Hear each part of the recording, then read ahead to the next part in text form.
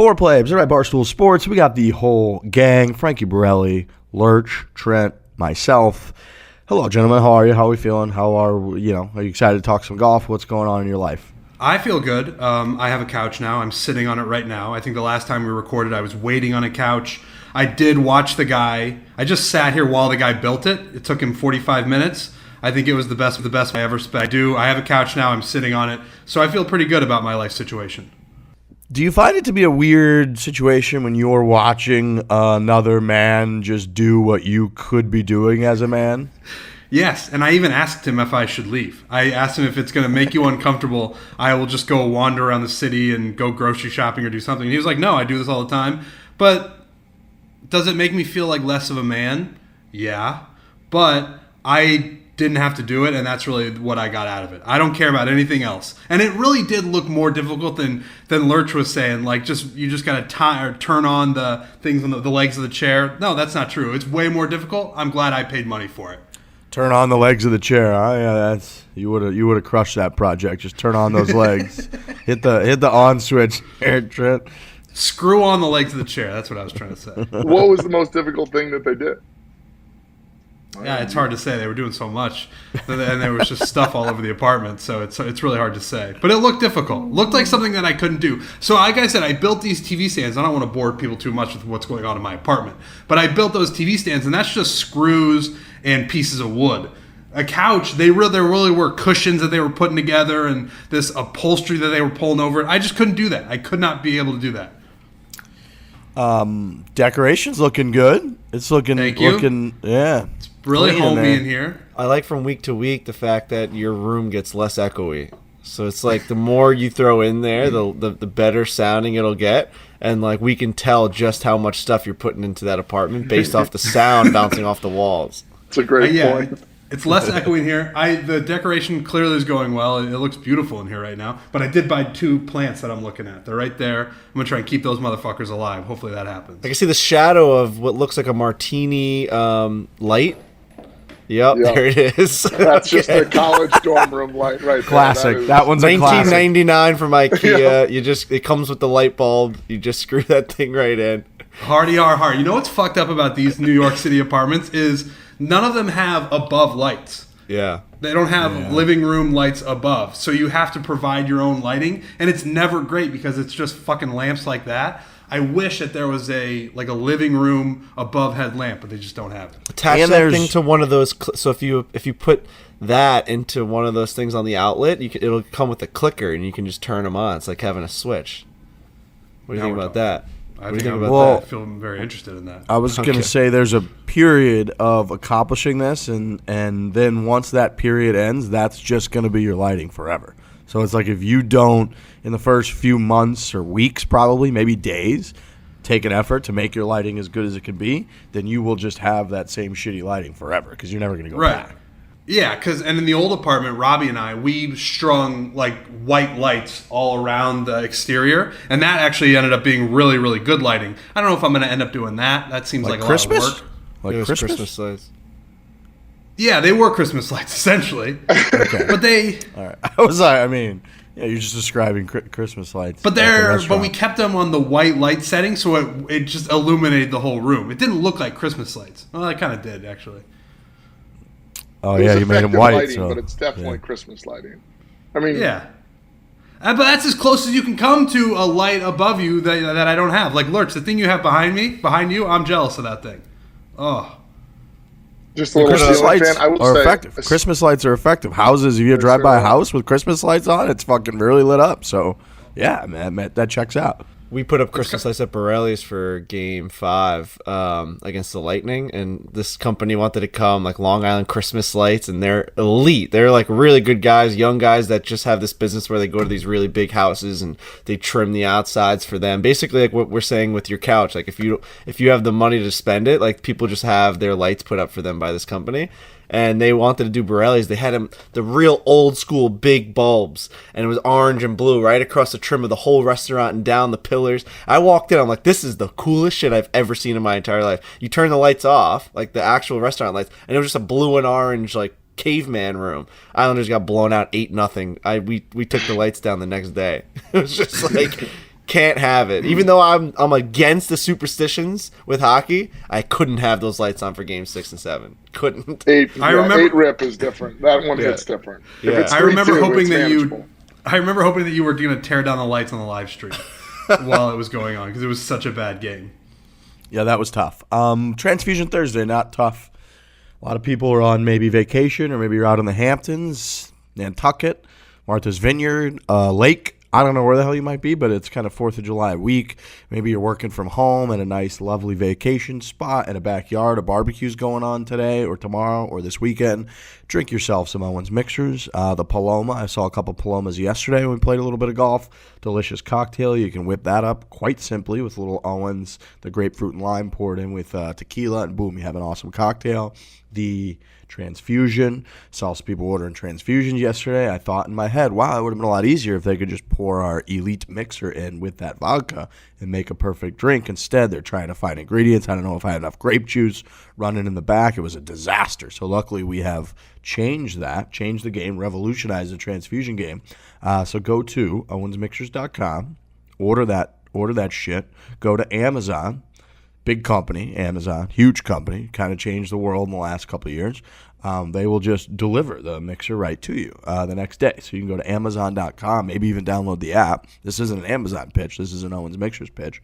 But, the mixer company, Owens Mixers, they've done a great job. They do a lot of stuff with Trent with The Bachelor, too. Trent's in a great commercial with Owens where he's on a fucking beach with luggage. Yeah, they help us out with cutting stems, and we shot that commercial. I was dragging luggage across sand, which is far more difficult than you would realize, and we made a fantastic commercial. I think that might have been my acting debut. No, it wasn't my acting debut, but it was another acting part in a long list of acting parts that I've had, and it's a good commercial. How long did it take you to pull that suitcase with wheels across sand? Well, we did a bunch of takes, but to walk even 30 feet, it takes much longer than it should. Because the wheels get stuck in the sand, and sand is hard to walk on as it is. I don't know how much sand you guys are walking on, but it's tough to walk on. Oh, it stinks to walk on. It's a nightmare. I hate sand. I fucking hate it. It's not made for sneakers, I'll say that. It's not made for the Trent outfit. It's made for bare feet or sandals. Right, sand at the right moment is delightful, but sand Yeah, in exactly. the wrong moment is maybe the worst thing that's on this planet. Like sand in the car, sand inside your sneaker, sand like on your clothes. Maybe you In your forgot bed. that like it's in your bed because maybe you forgot that like it was in your back pocket and you sat down on something, and it gets everywhere, never leaves ever. It's there forever. No.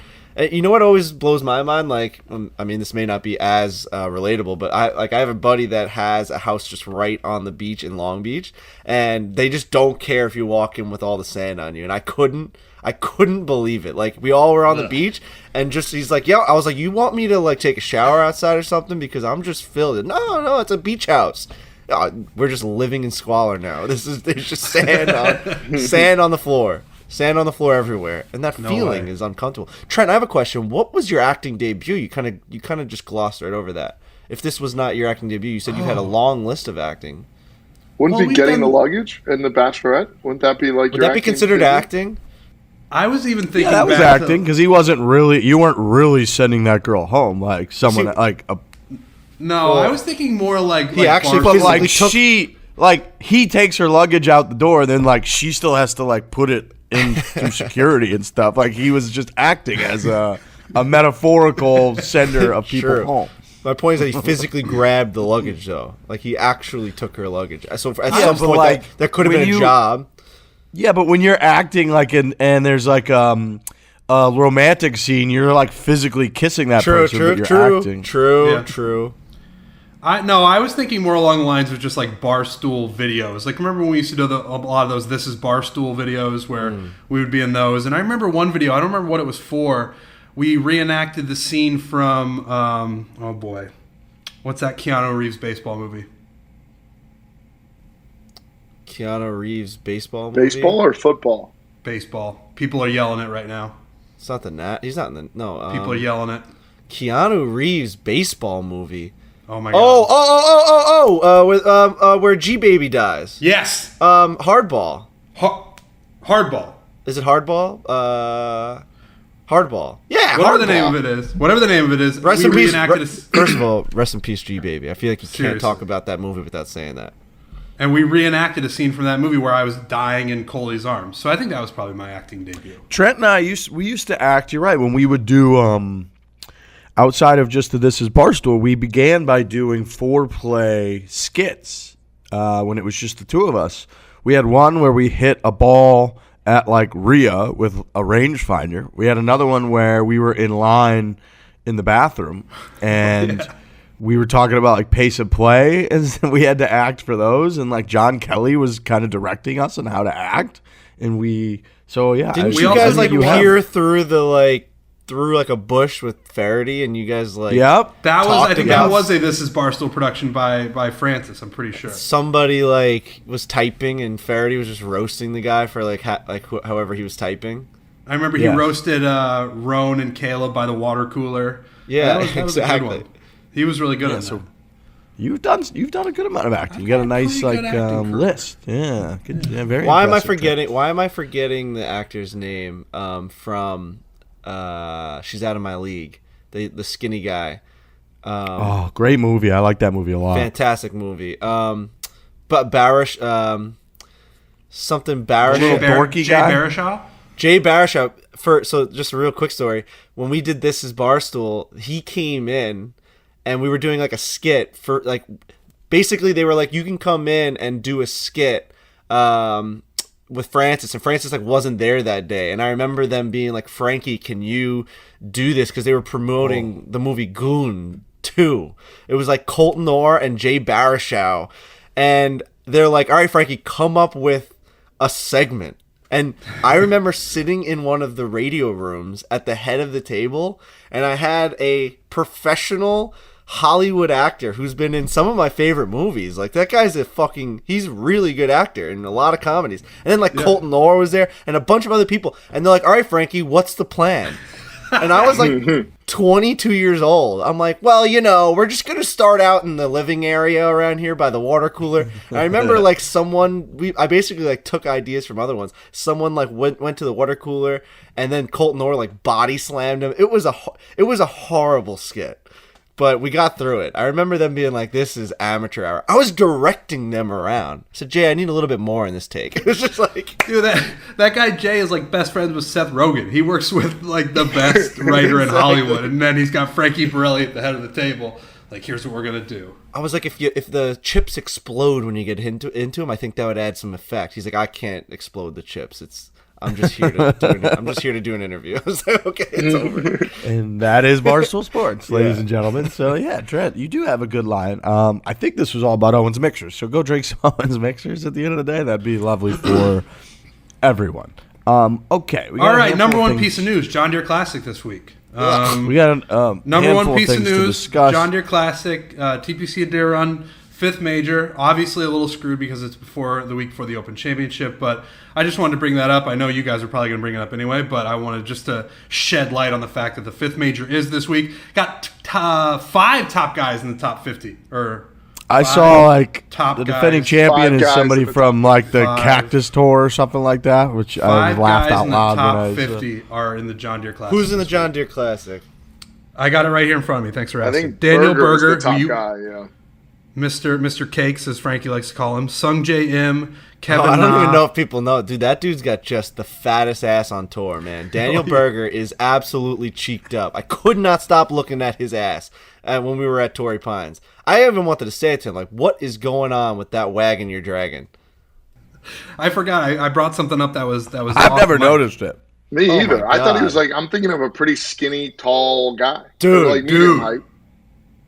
You think that? He's got a wagon?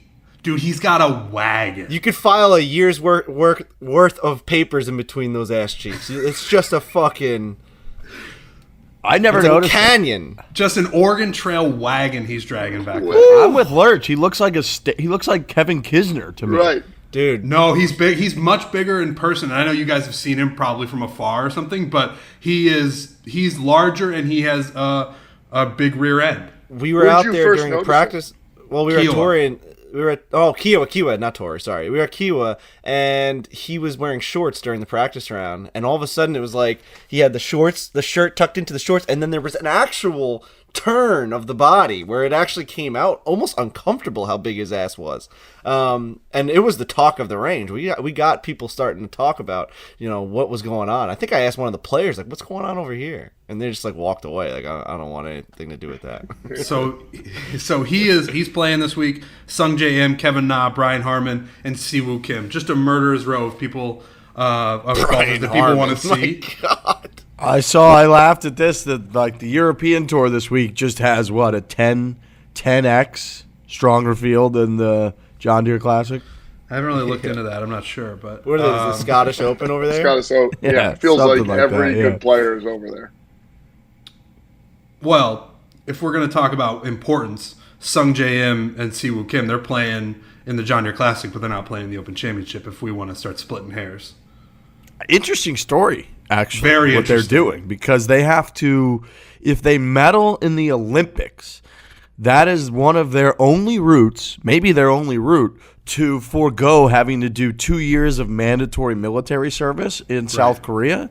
So they are prioritizing the Olympics over the British Open, because if they win the British Open, they get this prestige in the golf world. They get like $2 million, but they still have to take 2 of their prime years in their 20s and go serve in the South Korean military. Whereas if they just medal, all you got to do is medal in the Olympics, and then you're able to just not have to fulfill that military obligation. So they are skipping the British Open to prepare and prep best for the Olympics. Amazing, really. I thought I saw a report, and I could be wrong, that if you win the British Open, you also get that exemption, and you can forego the military service. But either way, it makes more sense statistically to play in the Olympics, because if you just medal in the Olympics as opposed to playing against all of the greatest players in the world to win the British Open, it's obviously a better chance to medal.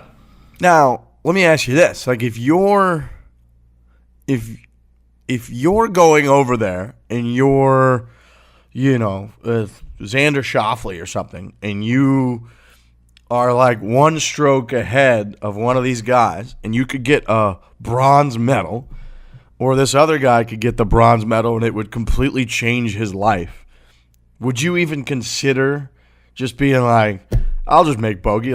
Do people care? Does an American going over there who makes millions of dollars give a shit about a bronze medal versus someone who a bronze medal would be life changing? To me, it's like, who won the bronze medal? Like Matt Kuchar last time? Like, who gives a fuck about a bronze medal? In my opinion.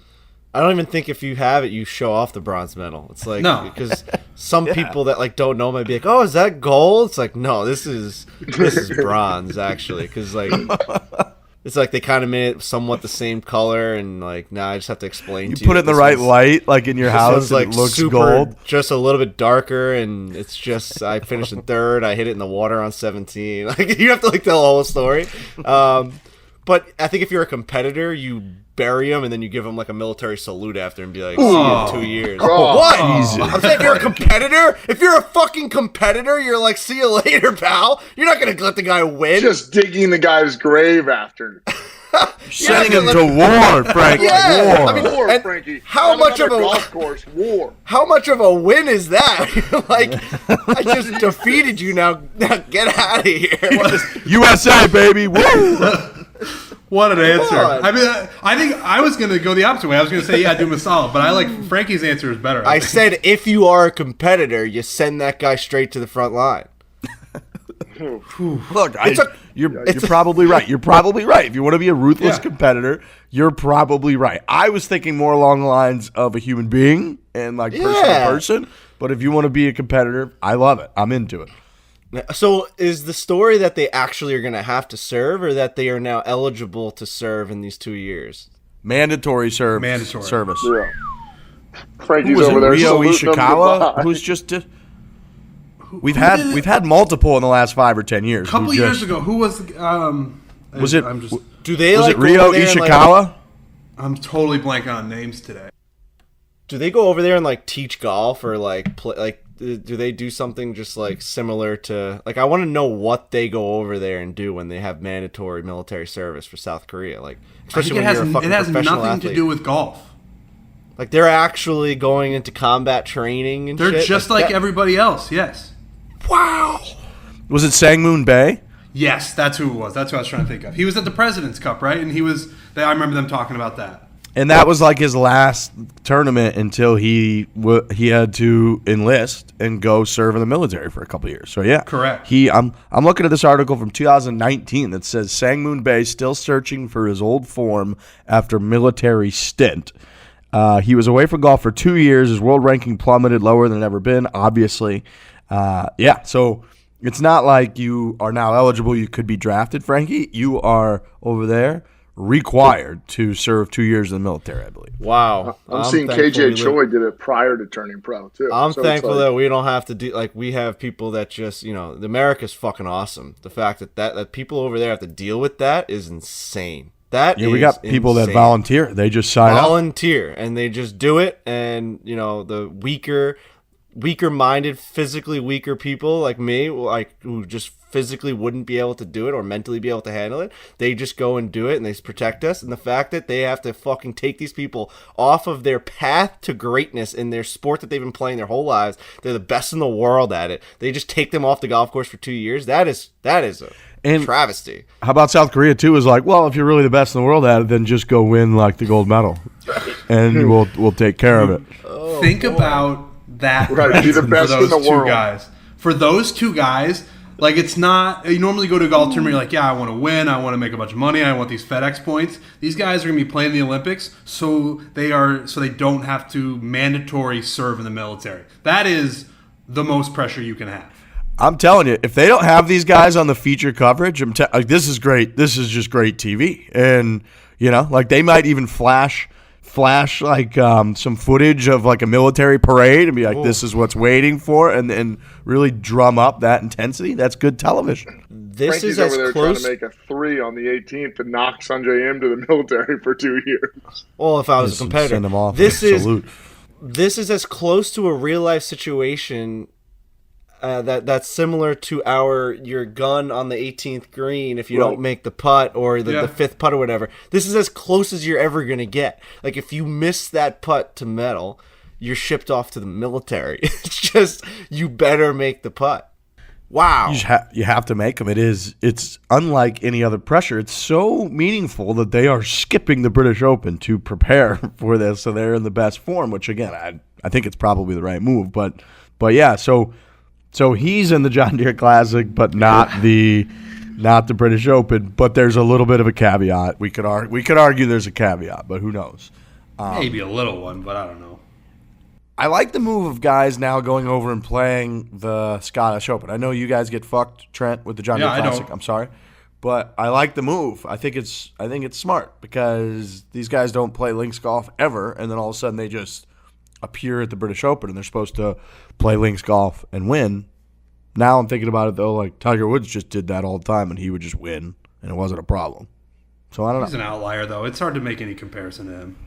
Yeah, but I think like, you get the jet lag out of there, and like, because I was following a lot of their Instagram stories, and they were saying it's so brutal. Like the next day, you're out there back on the golf course. Like Colin Morikawa woke up at like 4:00 in the morning and was just like walking the course, taking Instagram photos. Like I think you need to kind of get that out, and to get like a week in and play golf and play the same style, it's got to be the right decision. Tiger Woods is he's not a real person. He's a unicorn. I agree. And when Phil Mickelson won his British Open at Muirfield, he won the Scottish Open the week before. So, there's clearly something to it. I think it's the right move. Like you said, get comfortable, just get over there. Rickie Fowler, he's made some headlines with some comments about the protocols, and he's not the only one. There's other people. He's the highest profile player thus far, and he immediately is going to draw the, rich millionaire spoiled brat complains about like COVID protocol during pandemic just to play in a tournament where he can make millions. His point is quite simply that the R&A and the Open Championship are going to welcome, I believe, 32,000 fans a day. People clearly aren't going to be like wearing masks. They're going to be at a tournament, big congregations of people, gatherings of people. Yet the players going over have to abide by all of these extremely strict protocols. They, if anybody on their plane like tests positive, then they have to quarantine. They're not allowed to stay with other players.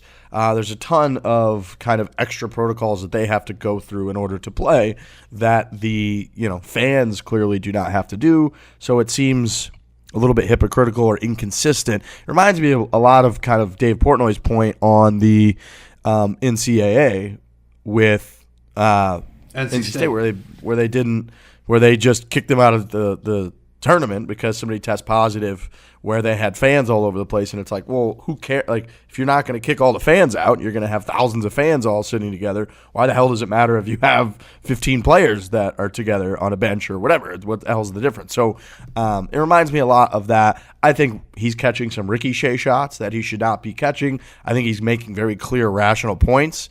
And anytime you make some clear, rational points, but you're a very successful person, other people, especially the media, will just bitch at you. So I think Rickie's catching some unnecessary Rickie shots. Yeah, it seems inconsistent at best. What's for comparison's sake? How many fans were allowed at Torrey Pines today? Was it 10,000? It was 10,000 max, I think. And they had a weird situation where California State was based on parking. It wasn't based on people because they're not allowed to shuttle people on buses because obviously you're packing dozens of people into a really tight spot, which is not great for COVID. So they could only allow as many people basically as could park. So if you had like a bunch of people showed up as 6 people in one car, well, then all of a sudden you might have 15,000. But most likely, based on the amount of individual parking spaces that they had, it was somewhere between like 8 to 10 or 11,000 each day. So they're going to have fucking 3 or 4 times that at the British Open.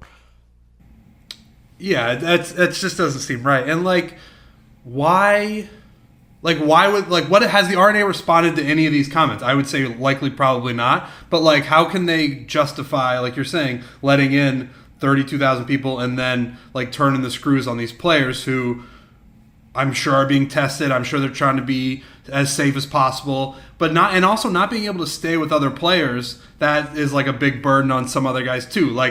It just seems very inconsistent is the word I would use. Yeah, and that's what they do. Those guys go over every time they're in the British. I remember at Carnoustie, it was Kiz, JT, Rickie, all these guys were staying in the same house, and 4 of them were within a couple shots of the league going into Sunday. And it was a fun little storyline where they're all telling, stories, tales, whatever, about being in the house together. It makes sense when they're traveling. They got to go all the way over to a foreign country, and they're trying to make sense. So, yeah, I get they have to do all this. They're rich. Well, guess what? Just people are people, and they like to travel without having to go through a bunch of protocols in order to play in a golf tournament. And I don't blame them for, when they're asked about it, voicing their opinions on it. That's why it's a little bit like chicken and the egg situation again, with where they want people to be honest and open and candid in the media, right. But then when they are, the media just buries them and takes everything out of context and tries to make them look like assholes. So I didn't think Rickie came off like an asshole in this at all. He said there are definitely some concerns. Whatever, there happens to be a couple people on the plane that test positive when you get there. What happens with all that? Obviously, we're all going into our own small bubbles and can't be around other players. It seems like us as players, we're jumping through some hurdles and dodging bullets, and they're having 32,000 fans a day at the tournament. So I don't know. I can't really answer questions clearly with all that going on. I think that's just a rational point. It's if the whole thing was, we're only going to allow 5,000 fans, and you have to ensure, a negative test within 24 hours, or that you're vaccinated, and we're making the players do this similar protocol stuff, that would be fine. But you can't do both, because then you're just saying that COVID chooses when to affect people and when it doesn't, right. Which is preposterous. So, anyways, that's going on. And speaking of media, Phil Mickelson had an interesting week with the media as well, and we're going to get into the match. First, we got to get into Peter Millar, which makes the best apparel in the history of the world. Wearing it right now. Me and Frankie both have Peter Millar polos on. I don't know that people are aware of Peter Millar's sneakers, but our friends at Peter Millar have taken things up to a new level recently with their Hyperlight Glide sneakers. These things are like walking on clouds, all right? They're so light. They're so comfortable. The whole Barstool Classic staff has got them and rock them every trip, every tournament, every classic event that we go on. The Hyperlight Apollos are inspired by the aesthetics of the space race, and they represent an entirely different expression in Peter Millar's lifestyle sneaker lineup. So they're throwing curveballs at you. That's what Peter Millar does. They're innovative. They're working on new stuff. They're not just slinging the best polos and the best shorts and the best pants in the history of the world. They're in the lab. They're creating new stuff, and their shoes are phenomenal. We all got these shoes, and they're really good. The clothes are the best clothes can possibly be. And I said that the other day to someone that was asking me about the polos and the shirt and the quarter zips. I don't know how much better you can make the actual quality of it. I think they've topped it out. It's as good as a shirt can get. It's as comfortable as it gets. It looks as good as it can get. Maybe like our brains can't comprehend how much better shirts can get, but we haven't reached that level of like intellectual achievements. But like Peter Millar has figured out how to just maximize quality and the look of it and beauty. Oh, it's the best. I couldn't agree more. Their polos are great. You go to petermillar.com/Fore. Their polos, their pants, their pullovers, and now their shoes and their sneakers, the Hyperlight Apollos and the rest of Peter Millar's sneaker lineup. They got great flip-flops, which me and Frankie have. They got the great sneakers. They got the Apollos. So go check them out. Try them. They're extremely comfortable. They're light. They look great with everything. So go check them out. petermillar.com/Fore. Phil Mickelson had a weird week, just a very bizarre week with the media. He is a man who is calculated, who dominates the media. He has very carefully sculpted his image, and he's done it well by being funny, by being interesting, by not just going in to the media interviews, the flash, and saying generic, bland stuff. He always kind of brings it. He has funny stories. He has funny quips. He gambles with the fans on whether he can get up and down and then hands guys $20. Like, he's just been great in the media his entire career. So this one, there was a lot going on in that Phil went and played in Detroit for the first time, Rocket Mortgage, this past week. As he basically, at the beginning of the week when he arrived, a local journalist, reporter, wrote a story from, 15 years ago, 12 years ago, something like that, where Phil and some gambling debt didn't get like a $500,000 debt from a guy, and he kind of rehashed all of these things about Phil Mickelson and gambling and his ties to some gambling, folks over the years.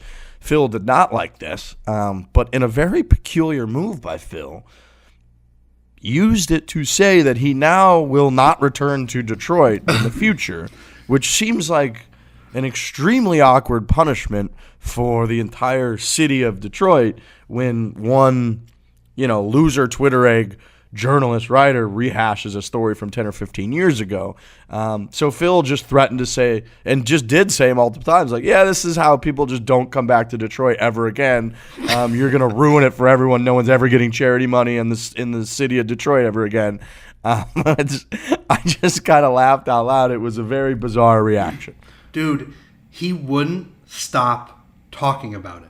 He wouldn't stop. I feel like every time I open Twitter on my phone, which is hundreds of times a day, I would see Phil responding to a tweet about this article, about Detroit, about charity, to the point where it does get to a point where no one would have cared or talked about this at all if Phil Mickelson hadn't mentioned it one time. If Phil had seen the article, been like, fuck that guy, I wish he hadn't have wrote that, and then maybe in his head decided, maybe I'm not going to come back to Detroit because I don't like the way the local media treats me. Fine. He instead took it outward and just kept tweeting and tweeting and tweeting to the point where I saw people being like, you just got to let it go. Like, we don't really know the ins and outs of this. It happened a long time ago. You have a very close relationship with whatever's going on, but we don't want to know about it. And the more you talk about it, the more we want to know about it. So you should probably just stop talking about it.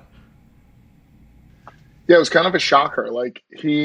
And to punish the whole city of Detroit is truly amazing. Crazy. And what you're doing with that is you're making everybody hate that guy. Ipso facto, by doing that, everybody now hates that reporter, or Phil just never comes back and is never Phil again. Well, that's what he Detroit. wants. So, that's right. what Phil wants. And he's accomplished that. So to Riggs' up front kind of tailored question of he's a calculated brand. That's the most calculated you could be to do that. And then also just be on Twitter, like you said, and just never not stop talking about how the fact that it was a selfish article, he can't believe that he did it, and then just saying, I'm never coming back to the city of Detroit is pretty much all time.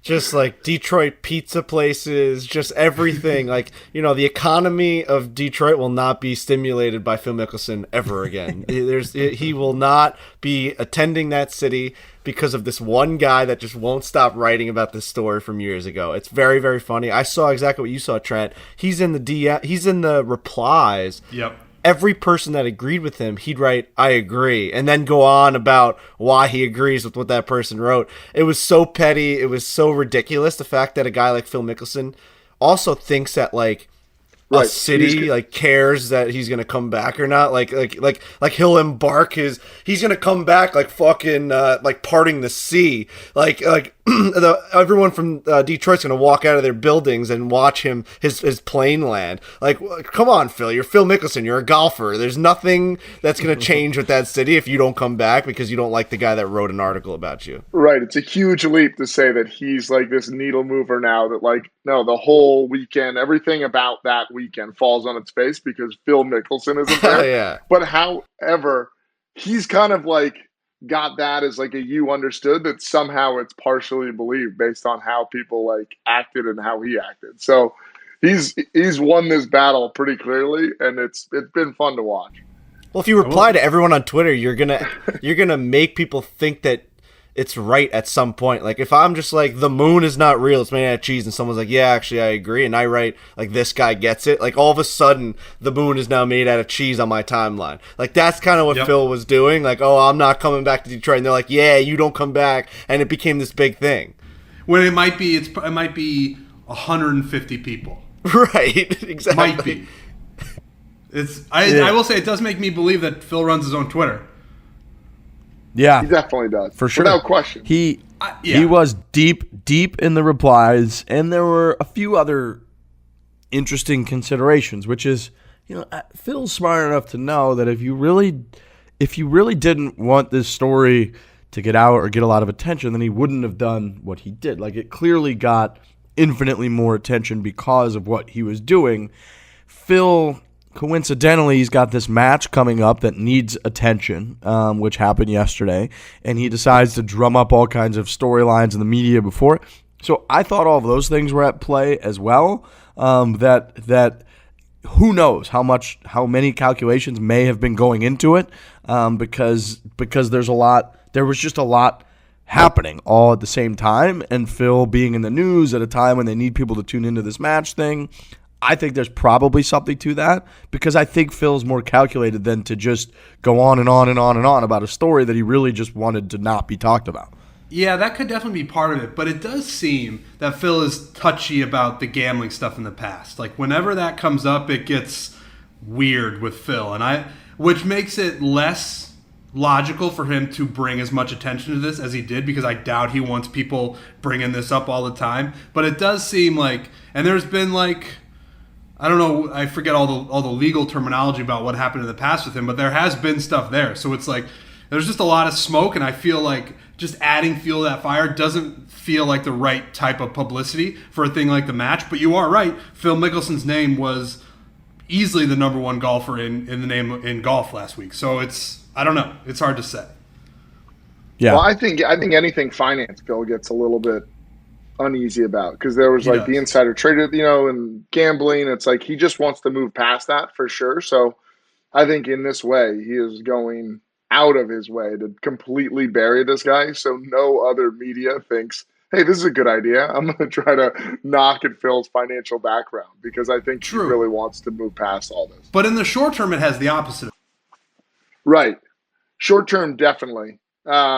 But I guarantee every media member or everybody that writes has heard loud and clear, like, oh, if I do anything now, I won't. First of all, that guy's never getting an article with Phil ever again. And do you have I would say that everybody's got that kind of slap on the wrist and being like, I'm not going to write anything bad about that guy. That's fair. I think it's a good point. Yeah. Then we also had Bryson DeChambeau, who refused to answer questions, didn't speak with the media after his round. He missed the cut at Rocket Mortgage, where he's defending champion. This, of course, came less than 2 days after his longtime caddy, Tim, who's been on the bag for every single one of his wins on the PGA Tour. I think he's got 8 wins. Just quit. I mean, they separated, but all speculation seems to be that they quit. It would never occur in that manner and that timing that Bryson would get rid of him, it doesn't seem. So his longtime caddy quits, and then he doesn't speak to media. He's also like an ambassador for Rocket Mortgage, which, again, the media was hounding him for. I probably have a different take on this than most people, but look, I think I get that it's bad optics when somebody like Bryson just doesn't speak to the media. But I also think the people that care the most about somebody not speaking to the media by far is the media. So, my take on it is, dude, like, we've all been in places where we're upset or we're going through something shitty. It may be minor to us. It may be major to our lives at the time. But at the time, it's very big to us. And we're upset. We don't want to talk, whatever. And he's a person. People, like, the same kind of take on Rickie and those guys that, like, yeah, they might make a lot of money, but they're just people. And at times, sometimes people just don't want to talk. And guess what? Bryson will do interviews in the future. So, like, if all these pressing, important questions that they want to ask him, they can just fucking ask him this week or next week when he's at the British Open doing media, and he'll have the answers and you'll get your answers. So, again, I was sort of on the take that he doesn't want to talk to media. He didn't want to talk to media. Missed the cut, played like shit, probably wasn't very happy. He's probably got stuff going on with Tim. He's trying to find a new caddy. Maybe he just wanted to get to Montana and just kind of get this match thing over with. Who knows? But I'm usually on the side of the player in that I think, again, the only people that really, truly care about a player not speaking to the media is the media. It was funny that when we recorded the last podcast, this news was just breaking about them breaking up, and we were like, fuck, he's going to give a ton of quotes at the Rocket Mortgage, and this podcast is going to seem dated. And then he skipped all of his media obligations, which I thought was really funny. But you're right. Like, the media there clearly wants to get the quotes because they're there and it's the hot story. But by Bryson skipping media obligations, we as fans and all the people who just watch golf, that's our answer. Like, that's our answer. We don't need him to stand in front of a podium and say, you know what, guys, I don't really want to talk about that right now. I'm kind of working through it, because that's all he would say. But in turn, he just skips all of them, and that says its own thing. And you can actually take more away from that than you could with any answer he's going to give in front of the media. So I'm on your side, Riggs. I think it's, if he wants to skip media obligations, obviously the media is going to throw a shit fit because they're like, we are the voice, we are the journalists, we are how the people consume the sport. But I actually take more away from Bryson's actions than anything he would have said to them. Yeah, 100%. It also, makes it understood that it means something to him. It also confirms he's just not a robot. Because in the match, it was one of the weirdest displays of communication to the outside world I've ever seen. But yeah, I mean, I agree. Him not, the only people that care truly is the media, and I agree with that.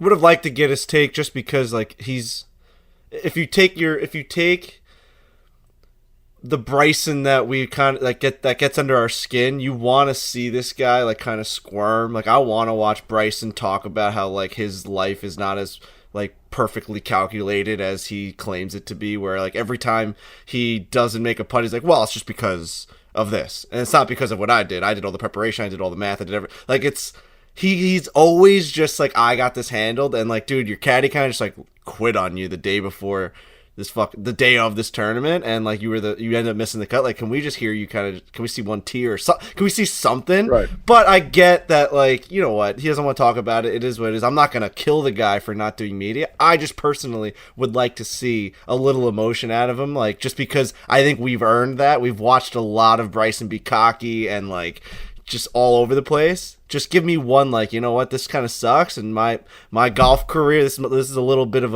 a blip in the, you know, is it a blip or a bump? A bump in the road? And that's also, see, like, where if someone is high or low on their emotions, that's usually where you see them go off the PR script for the media. So it would have been very interesting if he did give a take on it, because usually if emotions get in, like, people are less in the control. So that would have been interesting. But yeah, just as a human, like, he's obviously, it means something to him. He walked off. And that all makes sense. But if he did speak, obviously it would have caught everybody's attention. Yeah, like, I would have loved to have heard it too, but I'm not mad at him that he didn't. No. You know, it's like, it's fine. I think it's totally fine that he didn't. But you're right. We do get, like, when Phil Mickelson said that he's an idiot, like, after he made double at Wingfoot, that was an emotional, vulnerable time when he was asked about it. But I will say too, the media, like, they always give a guy credit when he's clearly not in a great space and does media. They're like, credit to this guy who, like, easily could have walked by. It's okay, if you're going to give credit to those people, then you also need to understand when somebody doesn't do it. Like, because if you're going to realize one, you have to realize the other. So yeah, I think it would have been neat to get his take and hear him try to, like, navigate it while clearly not in a great emotional state and upset or whatever. But I'm not like mad at the guy that he didn't. And the match yesterday, the big winner was clearly Montana. I thought Montana was awesome. popping. That place looks like the most peaceful, gorgeous, unique area to visit in this great country, United States of America. And I thought it just kept delivering. I was at my favorite spot here in town, in New York. I'm ironically in New York for 3 days when our office is closed for the only week of the year. First time. Dude, I thought incredible move. Well, hey, bro, welcome back to New York. I thought you were going to you. show up to that live stream last night, and it would have been. I thought about it. It would have been an all-time move. I actually almost texted you and been. It was just we were like, I got home late, and I was going to be like, dude, you should show up to this, because Dave would be like, look at this guy, first time in fucking 6 months. Dude, shows up on the day he's calling everyone out.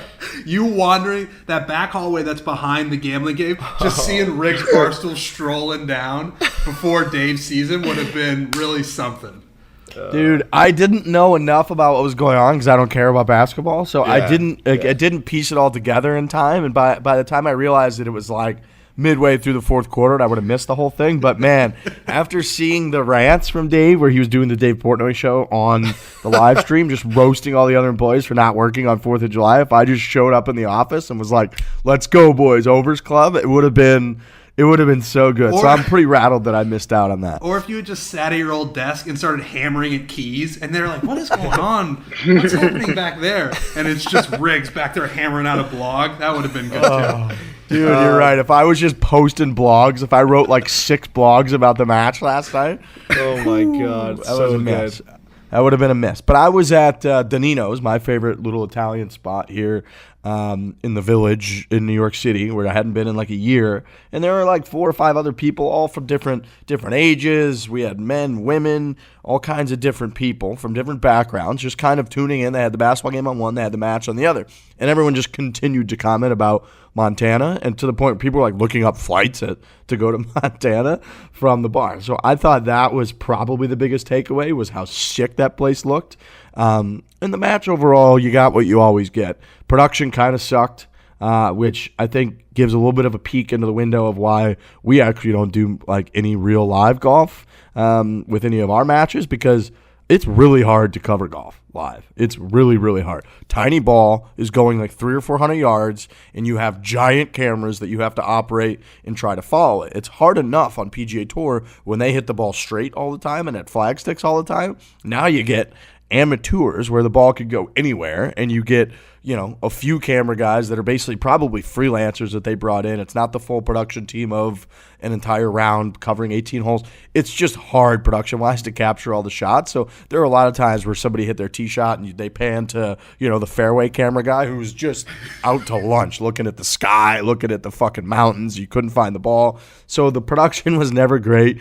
It was awkward. Like, Bryson was weird. He's clearly just like not a conversational, charismatic guy. Like, he's just not. He's weird. He's in his own world. He was trying to be, kept saying dude and bro to Rogers the entire time, which just came off as weird.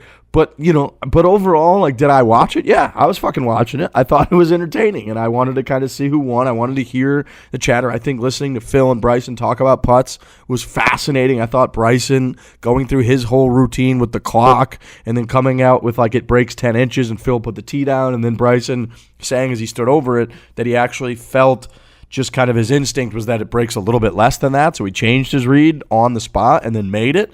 Was like, oh, okay, there's a little bit more to it, where he actually does just enact some instincts and feel instead of pure robotics. So I thought that stuff's interesting, and as a golfer, I'm going to fucking watch it. I think I'm just going to watch those every time. No, it's not perfect. It's weird.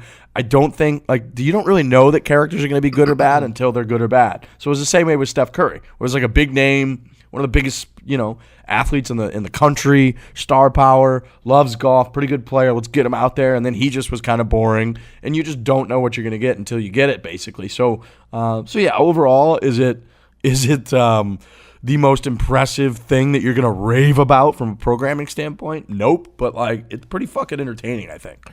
Yeah, I mean, if we expect people to watch our videos when we go out and golf on golf courses and interact and, like, shoot the shit, how in the world can we say you're not supposed to watch the match with these fucking massive celebrities and big personalities and professional golfers that are now mixing it in with amateur golfers who are also the biggest stars in the world? Like, I mean, it's a no-brainer to watch that video. It's the top tier travel series from Barstool Sports. They're playing unbelievable golf course. Yeah, 4-man scramble. They're playing the nicest golf courses with the best footage, and it's like, come on, of course you're gonna watch this thing. It's on once every couple months, and it's a great piece of footage, and it's always going to be entertaining. It was long. I could not believe they were still playing golf. It was like it was you couldn't believe every time you looked at your clock, like, these guys are still on the golf course, and it just kept going on forever and ever and ever. But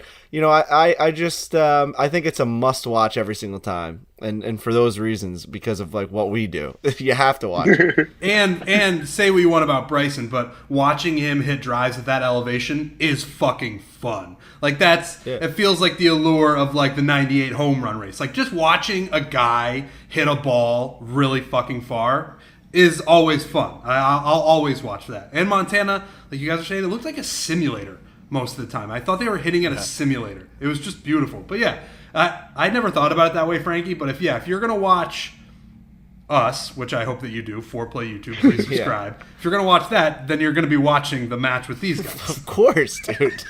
Of course. It's like watching really minor league baseball and not watching the big leagues. It's like, fucking, come on now. It's the big leagues. I mean, it's Aaron Rodgers. Who are you going to watch hit a golf shot, me or Aaron Rodgers? Come on. Both. Like, both.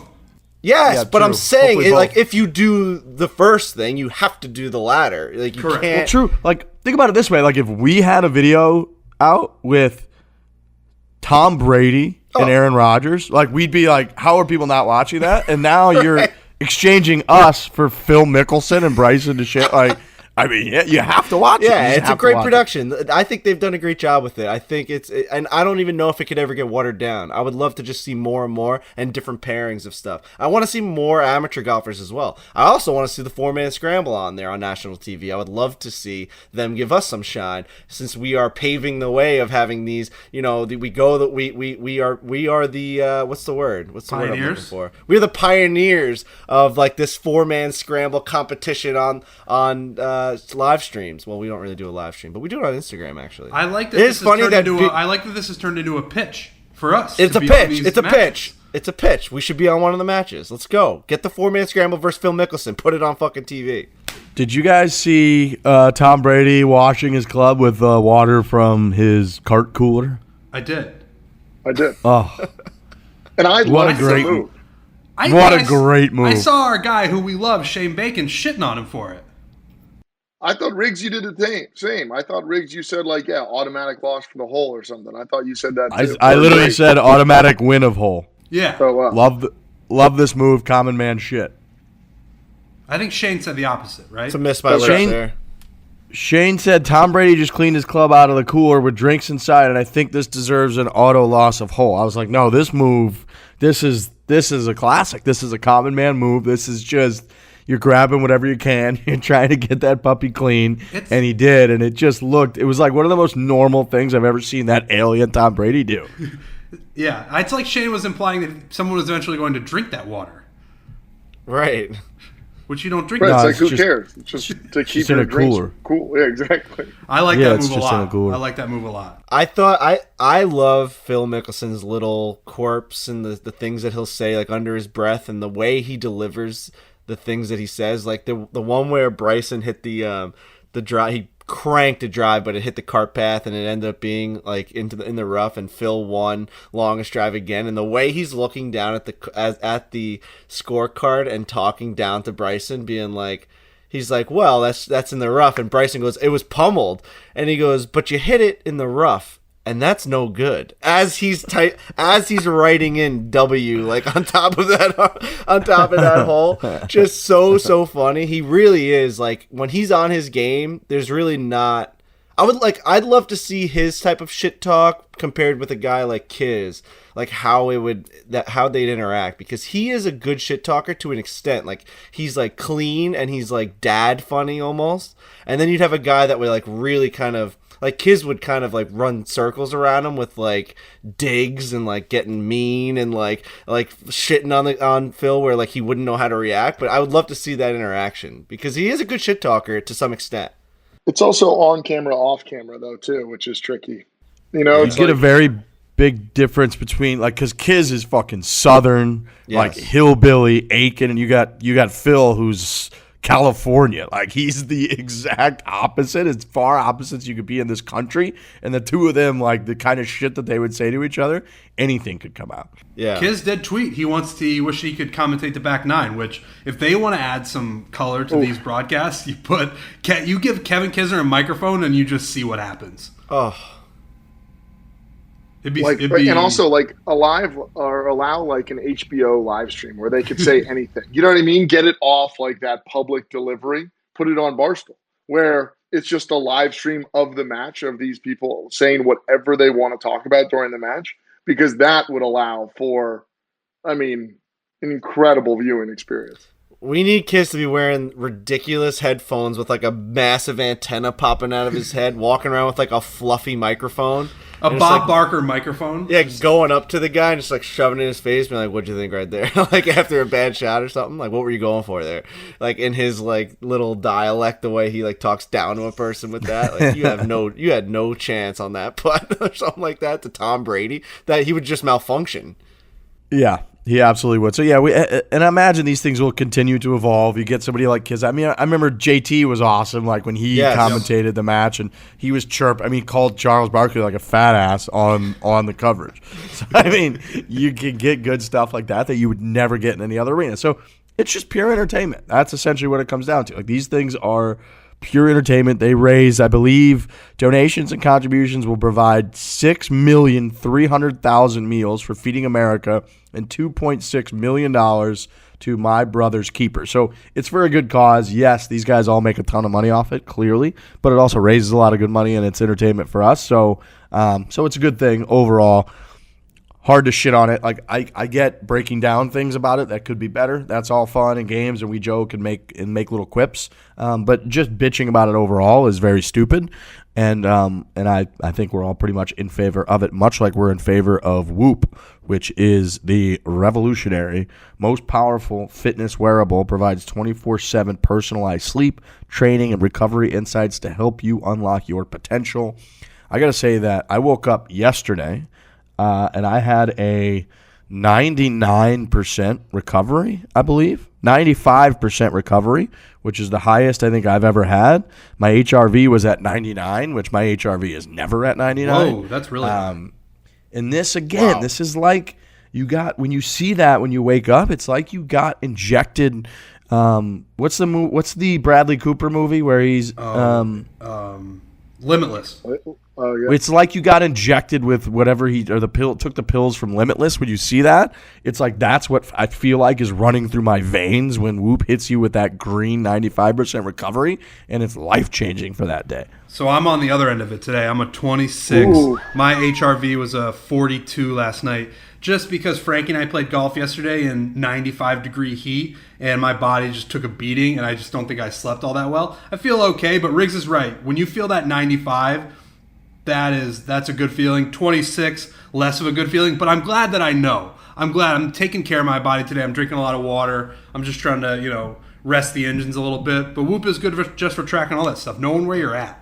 Whoop is so good that you become so addicted to it that when you're in a situation like I am in right now, where mine actually died yesterday prior to playing golf with Trent in 100-degree weather, and then so we did that. We filmed the whole video. We're out there all day long. It was crazy hot, crazy tiring.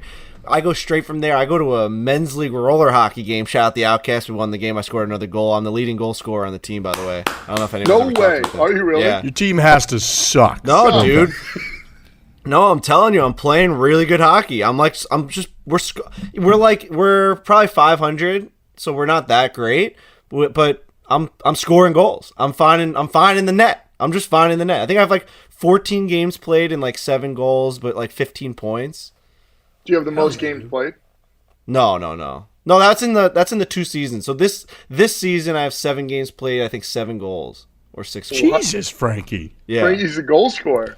Yeah, You can natural. confidently skate and like cross over and do everything? Yes. You can. Yes. Okay. Yes. The only thing I cannot do, which I would love to get help on, is accept passes on my backhand on a rush. It's very hard. I've just never played hockey to the point where like I can confidently like either like I don't know if you like almost like chip it to like get it back to your forehand, or do you like accept it with your skate, or like do you just like let it get past you? And it's very hard because like you're going 100 miles an hour and you're crashing in the net, and the guy passes it to you. I'm a lefty, he gets it to my backhand. It's always just I either miss it or it's clunky and it gets back to the defenseman, and it's like when I get that pass on the forehand, it's fucking butter.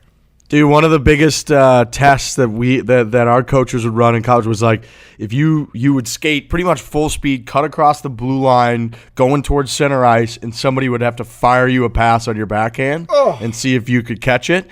And even like at that level, man, like 20% of the time somebody could actually like catch it in stride. So I'm always amazed like when you watch the NHL and you watch these guys and a fast break happens and somebody whips a pass across, shut out Whitney, too many tape passes, and somebody catches it on their backhand like in stride without fucking it up. I'm always just like, oh my God, that's amazing. Because even you turn on like college in the Frozen Four and you watch it and guys miss those passes all the time. The accepting of passes and the catching of passes in the NHL, I think, is the most impressive thing they do. Like, I think that is where you can see the difference in skill between levels, like even minor, even like the AHL or the OHL. Like what these guys are able to do on the fly, like everyone at some level can like shoot the puck. Like even Matt Barzal doesn't have like a great shot. There's guys in college and OHL and AHL that have better shots than him. But like when when they throw a puck at him from the other side of the ice and he just figures out how to get it right to him in stride, right to his stick. It's almost like watching magic. It's like they did something that was not like earthly. Like it's Have you seen the one of Sidney Crosby skating up the off wing, and pass comes across, instead of like slowing down to catch it on his stick, he catches back it foot on the outside leg, the back foot, and kicks it forward. That's like magician shit. How he pulled that off. It's like the balance, the awareness of like, no, the pass is coming at 80 miles an hour. I'm skating this fast in order to get in the zone the fastest way. No, I'll just do this. That is incredible. It's also just instinct. Like you don't have time to think about all that. That just happens. Like his instinct was just boom. He just did it. Like process that. Instinct says process that. You know what I mean? Like some part of him is saying, this happens. This is the way I do it. All other idiots it's do amazing. It a different way. Yeah. Yeah. It's honestly amazing. 15% but anyway, off, by the way. I went from 15% that. off. 15% off. 15% off. Code foreplay. You go to whoop.com, WHOOP.com. 15% off with the code foreplay. We can keep talking about it. Well, no, I would have been at a zero recovery today. Is my point. My whoop died because I went straight from 100-degree golf to a roller hockey game, and it was like in the summer when you're in these like arenas, they have no air conditioning, which is insane. Someone needs to call the police on these people, but it's ridiculous. And so I would have been a zero today, and we're golfing today. So I mean, I would love to know what my number is, but unfortunately, I don't have a number, and like that feels bad. Like when you have a whoop for a long time, you need to continuously have your number each day, and when you don't have it, it feels like you're dead. Yeah, you're just uninformed right now. You don't know anything about yourself. I'm a non-whoop haver right now, which is just not a good place to be. No, you got to have it. You can get it, ladies and gentlemen. WHOOP.com. Enter the code foreplay, which is one word, at checkout. You will save 15%. It's awesome. It's easy. You just wear this thing. I've been wearing this thing for like 2 years straight. Yep. Don't even notice it. It's great. You just charge it up every 3 or 4 days. You do forget occasionally, but that's on you. That's not really on anybody else. Code foreplay gets you 15% off. Kevin Kisner, speaking of which, we talked about his chirping ability earlier. Finished the last few weeks now. Kiz finished tied for 5th in Connecticut. He was 10 under par. He finished tied for 8th in Detroit. He finished 15 under par, made $465,695 in 2 weeks. Ain't no hobby. The Open Championship is next week. Then he's got the playoffs, then the Ryder Cup, which he's a match play badass. He's got a phenomenal history track record. He finished 1st and 2nd in the match play this year.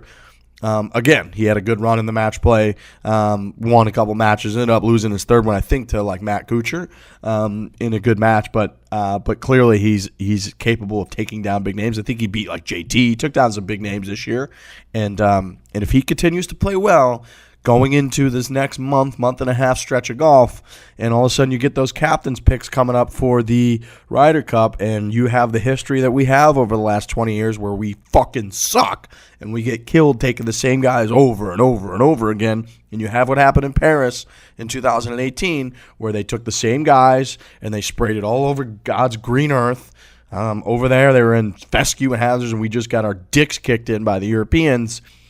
It's going to be hard to not, in my opinion, pick a guy with a phenomenal match play record who drives it straight as shit, who puts it lights out, who's playing well on the team. Locker room guy, too.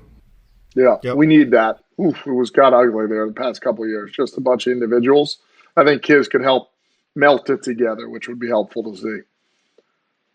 Yeah, Also, he's a huge locker room guy. He literally got number one when they did that Right. anonymous players poll of guys that you want to be paired up with when you play. That he was number one choice. Right, those things that you all listed, Riggs, those are all very important, but I think his ability to, like Lurch is saying, like meld a locker room, I think that's number one. You just need that. You really need that.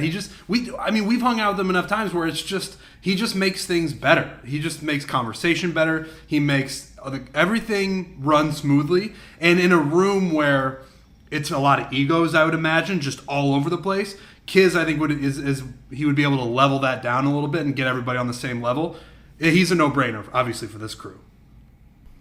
Yeah, no brainer. So I hope they pick him. We're gonna have, Also- we're gonna be, if he continues to play well, we're gonna be pushing hard on that campaign. Agreed. And amidst all this success that he's been having, all this money he's been making, he still found time to chirp me about practicing, which I appreciate in a teammate. I think he was tied 6. It was Saturday night, and he was like, I was tweeting about watching Pulp Fiction, and he tweeted at me being like, you need to be at 5-iron. And he's right. He's right. And Everybody got a big kick out of that, but he's right. I went to 5-iron the next day. And you went. You listened. I Holding listened. you accountable. It's accountability. It's motivation. What's that emoji where it's like, or it's blowing the smoke out? That's what people tweet. You know what I'm talking about, Frankie? Fuck no. Oh yeah. I think that's usually like when something goes hard, right? Like No, someone's it's going motivation. hard. Is it motivation? Yeah. So I thought it's like if there's like a good verse, Anyway. if there's like a good verse in like a song, like someone's like, oh, that like it's like, I think it can be used for both. But anyway, Hey, ask Jake Bass. He's probably our guy. No, yeah, that's like, like in the gym, getting work in. Oh, so I was Motivation. wrong. I'll send It's that not emoji to hard. the group so you guys can get a feel for it. But It's not. I thought it was going hard. it's so shout out to Kiz. He's just killing it on all levels right now. I want to apologize to Kevin Kisner. I was at a 4th of July party and we had the golf on, and I turned it on the 9th hole, or like the 9th or 10th hole, and so I'm watching him and I'm like, this guy's gonna fucking do it today. He was tied for the lead at one point. He was one back then, and I said, you know what? I just tweeted out Kevin Kisner with a period. And once I tweeted that, he went bogey, never had a chance for the rest of the day, missed the green. He actually missed the green on that first bogey the second I hit tweet. It flew the green, and it was just like, uh-oh, what's happening here? He missed the putt. It's like, oh boy. And he just never had a chance after that. So I don't want to be hard on kids like I was 2 weeks ago, but it's like, come on, man. Like, how many more of these chances are we going to get? Like, let's go. Like, we're right there. But he'll probably shove it up my asshole like Jordan Spieth did, because like you guys say, when you're just building a good golf game, golf's a game where you take it week by week. Most sports aren't like that. Like I always say, like hockey games, you can't take the goals from the game 1 to game 2. You saw that in the Islanders series, 8-0, and the next game they won. Like golf, I guess, is just different, where like if you find your swing, it can last over weeks to weeks to weeks. I always assume that it's never going to happen, but it just does. Like guys prove it all time and time and again. I'll say too that the Kiz is and his team, the Till Gang, which Trent's a part of.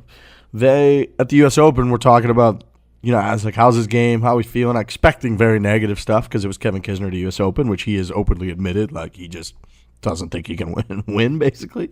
And and they were like, no, we really feel like he's turned a corner. He's been playing really well. He's getting like really shitty rub of the green right now. Like every time he misses a fairway, it's like in the lip of a fairway bunker, and that like costs him a stroke. Or he hits like a sick little draw at like a left pin, and it like catches the wrong knob and ends up in a horrible spot where he makes bogey instead of having like a 5-foot putt for birdie, and that happens over time. And we talked a lot on this show about how somebody can win by 4 shots over the course of a week, and that looks like a lot, but it's literally nothing. Like 1 shot a day is nothing. So hearing that, and then all of a sudden, he makes the cut at the U.S. Open, didn't play phenomenal over the weekend, but then he has a couple top 10 finishes, back-to-back top 8 finishes, really.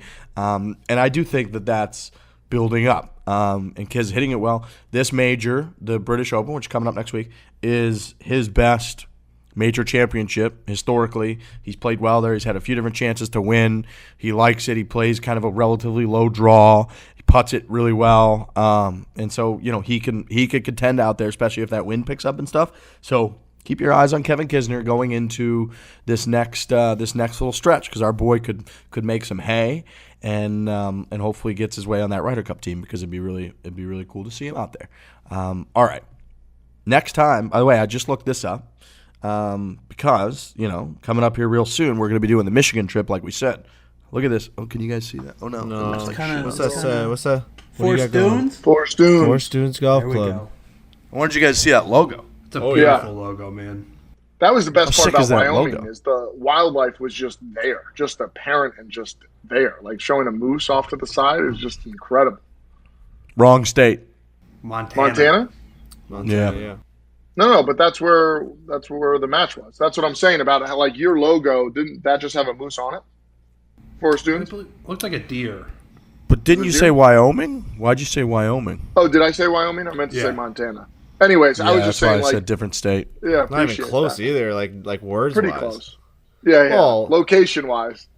I think That's for anything. similar landscape views. No, Frankie and I yeah. just need to punch each other and get it over with. No, just not I even- mean, I just hear not you. even Who would win that one? I wonder who would win that one. Yeah. we do need to come Typical up with Lurch some punching sort of, down. some sort of competition between you two that you can just get all the tension out. That'd be nice. I don't have much Locker room tension. guys. Listen, I have tension against a lot of people. I have a tension against just the world. It's not true. it's not personal. Okay. We will be back on Tuesday. They got the John Deere Classic this week, so everybody get fired up. Start We're gonna- your engine. Stay Talking, we're glued to gonna your break it television. down. I saw the featured groups came out. Woo! That's some good golf about to be played. You know what they should do? You know what they should do to kick off the tournament? They should be gentlemen, start your engines, and they should rev up the John Deere tractors, and they should all just slowly go down the fairway. I love it. On the first That's fairway. kind of what they do. It Kind of. They do bring out like the big movers. Yeah. I They love used to have that said- big putting arm. That big, like, They putting still arm do. on the full. They still have that. They Obviously, still have it. big I've golf long ball. said, and we talk about it a lot on this podcast, is I want the John Deere to just go crazy. I want them to, like that, to be the testing grounds for any new stuff they want to maybe implement on the PGA Tour. Just be your own Circus. thing. Not a circus necessarily, but like a... No, you're describing a golf circus. That's what you want it to be. It's such a want it to be a buffet of clown-driven bits. tournament that, yeah. We should be we're recording this the Wednesday before. We should be four-play scramble should be there right now. Seeing if we I can know. get this thing. It's crazy. Thank God we're just- not. Thank God we're not. I don't want to be there. Good point, actually. I'm happy No, not to be it's... there, but Oh, beautiful part of the country. But yeah, everybody, be glued to your televisions this weekend for the John Deere Classic. Like they should have little mini excavators that pick up the ball out of the hole or something like that. Like Love it goes onto the green and just like scoops the ball out of the hole and gives Tractors it back are to the so player. slow. I think a tractor race would just be so boring. Right. That's what would be so funny about Sounds it. like- It'd be the sounds most like- no, if the anticlimactic- mower's not going, dude, they rip. A tractor can rip if the mower's not going. How fast? Probably 15 to 20 miles an hour. Oh, yeah, that's really ripping. Well, I mean, on a tractor, that's moving pretty good. 15 to 20. Think about if you're driving through a neighborhood and the speed limit's 25, think about how slow that is. Did you ever go on a go-kart growing up? No, I've never been on a go-kart. What about, will I grow up on the moon, Lurch? Well, I mean, not everybody's been on a go-kart, I would say. If you poll people, I bet you on a go-kart when you're a kid is 50-50. I will say... No chance. What? Trent, have you been on a Deprived go-kart? childhood? No, but so Frankie and I played Pine Hollow There's yesterday, and I rode a scooter around, a two-wheeled scooter. motorcycle. It was a Power Motorcycle. picture by Frankie. Really good picture of a Frankie, power by the way, stance there. will you send that to me? I want to put that on Yeah, Instagram. I got you. So that thing goes 15 miles per hour, and it felt like I was going 100. Right, because you're so low to the ground. That's a little bit of the tractor feel. Guys, That's what I was getting to. I had tears rolling down my face with this guy trying to learn. Like, we had all these guys. Shout out Pine Hollow here in East Norwich, Pine Hollow Club. It's a golf course right here on Long Island that it has new owners, and it's like really dialed in right now. It's awesome. But they had a really good crew there, and they're like, Trent, do you want the 2-wheeler? And like, we didn't really realize what that was about. Like, they're like, we have a 2-wheeler and a 3-wheeler and a regular cart. So I said, just give Trent the 2-wheeler. It's his day. And he got on this thing, and like, the tutorial was hilarious. Dude, they're like, you have to lean back so that the stand can go on, and he couldn't figure it out. And the one guy goes, maybe you got to let your hand off the brake there, Trent. And he's like, oh, yeah. Like, dude, he was like lifting the thing up. It was so funny. The turns, he almost went into a car of a guy taking his clubs out of his car. It was so funny. That thing was going fast, so I felt like it was going faster than it was. Enjoy the John Deere Classic. Enjoy the Scottish Open. We'll be back on Tuesday. Hit it hard. Hit it hard. Hit it hard.